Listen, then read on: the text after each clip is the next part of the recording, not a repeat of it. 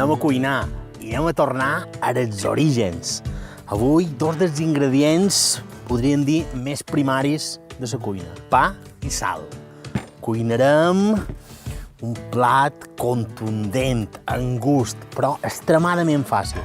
Farem unes galtes de porc, amb os, tal qual, gustosíssimes, econòmiques, un producte excepcional que tenim una mica abandonat. Aquestes galtes els cuinarem a la sal i en tots els seus guarniments farcirem un panet, aquest panet artesà que avui tenim aquí. Recepta facilíssima per xupar-nos els dits. Començam. Cuinar a la sal és cuinar sempre damunt segur, sempre. És una cocció protegida, tova, que guarda humitats, que concentra gusts. A mi m'apassiona. La meva padrina hi fa un pollastre brutal. Un dia hi farem un àner en taronja a la sal, que ja veureu, però avui panet de galtes. Tenim aquesta sal gruixadeta i allò que feim és afegir-li una mica d'aigua. A mi m'agrada perquè ajuda a manejar-la, la fa amable.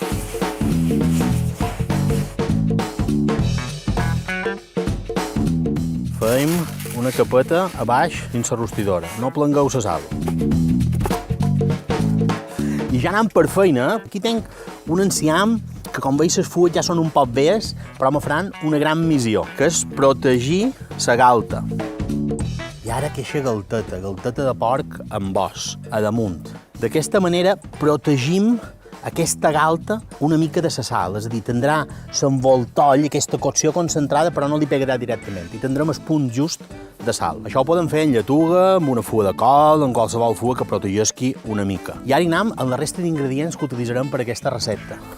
Aquí tinc un bulbet de fonoll, aquest no ho protegiré perquè després li llevarem la capa exterior, també una domàtiga, imprescindible per aquesta recepta. També la seva pròpia pell la protegeix, el mateix passa en sobragini, i aquí tinc una cabeça d'alls.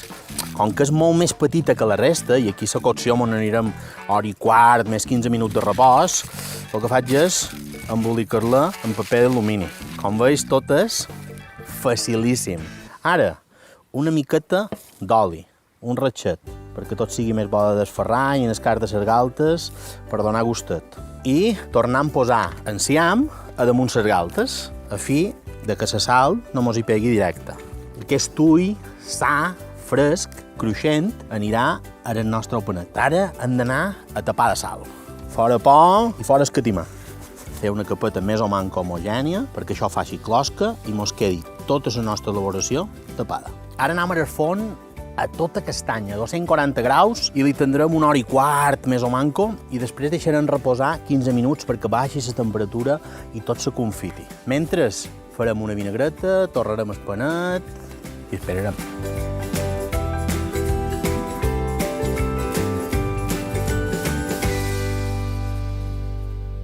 Les galtes ja fa una estona que coven, anem nosaltres ara a torrar una mica el pa. Però això és un pa tapaït, de qualitat.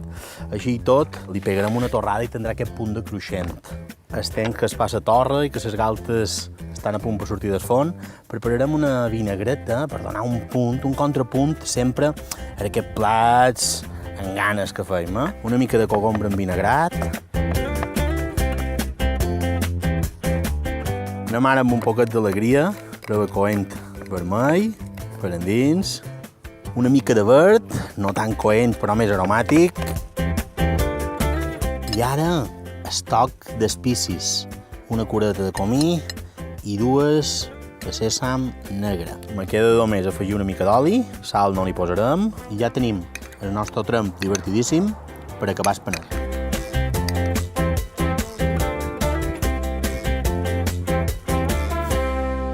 Cuit i reposat. Aquí la gràcia és rompre una mica la sal a un costat i mirar de treure-la a bocins grossos. Aquesta és la fórmula.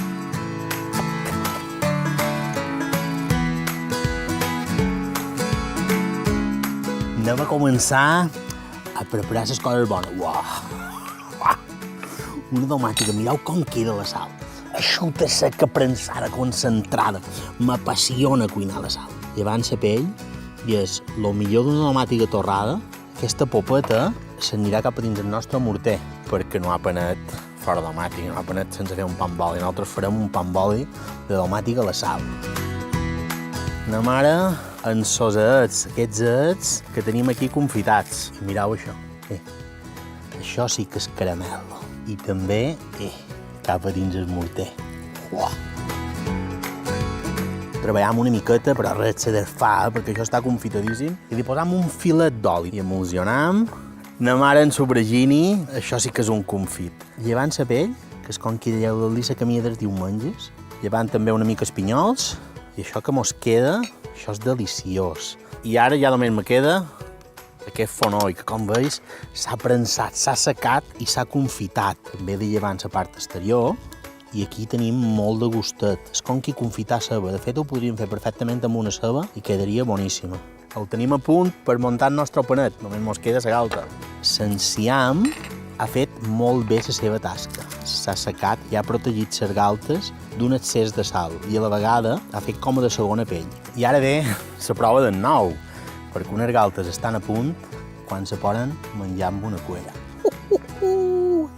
Bocinets de glòria.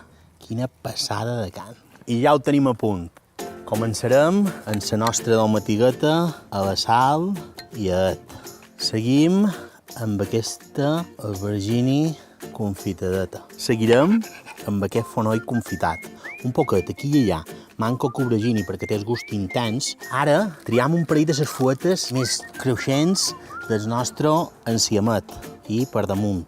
Aquí li posam una dosis de la nostra salseta coenteta, vinagrada i especiada. I ara hi anem en la part més llépola per mi. Bocinets d'aquesta galta rostideta a la sal. Aquesta galteta que se desfà. Cotó. Una miqueta més de salsa.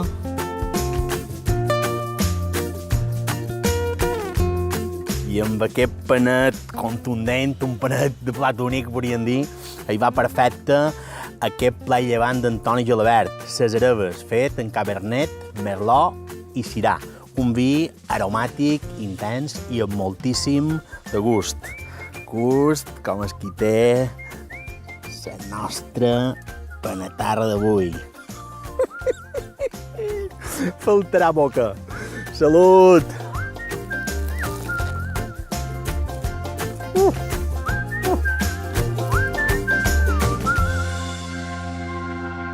I per vosaltres.